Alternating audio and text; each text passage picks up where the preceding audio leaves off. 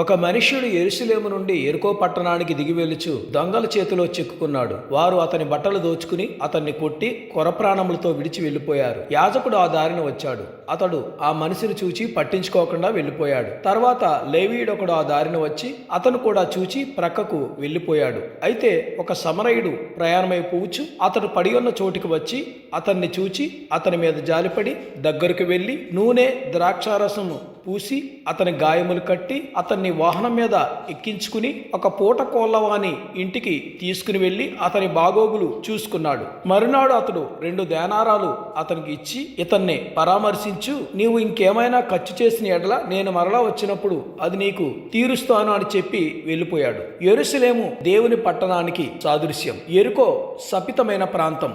యెరికోకు వెళ్లే దారిలో దోపిడి దొంగలు పొంచి ఉండేందుకు చాలా అవకాశాలు ఉన్నాయి. ఈ లోకం బండరాలతో ఉన్న ప్రదేశం.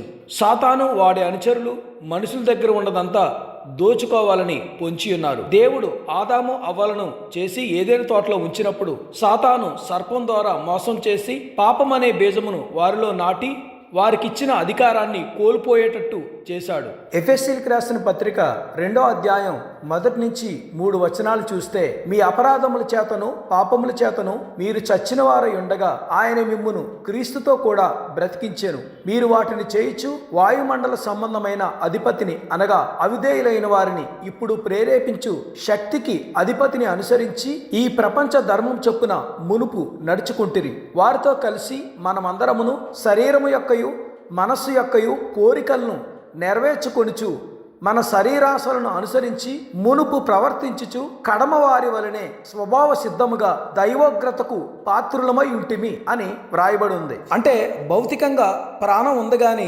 ఆధ్యాత్మికంగా కాదు అని మనకు స్పష్టంగా అర్థమవుతుంది. యాజకులు లేవీయులను దేవుడు నియమించాడు. మోషే ద్వారా ధర్మశాస్త్రం దేవుడు ఇచ్చాడు. ధర్మశాస్త్రం సాతాను చేత చావు దెబ్బలు తిన్న పాపికి ఎటువంటి సహాయం చేయలేకపోయింది. సమరయుడు వచ్చి పడిపోయిన వ్యక్తి మీద జాలిపడి నూనె రాసి గాడిద మీద ఎక్కించుకుని సత్రానికి తీసుకుని వెళ్ళాడు.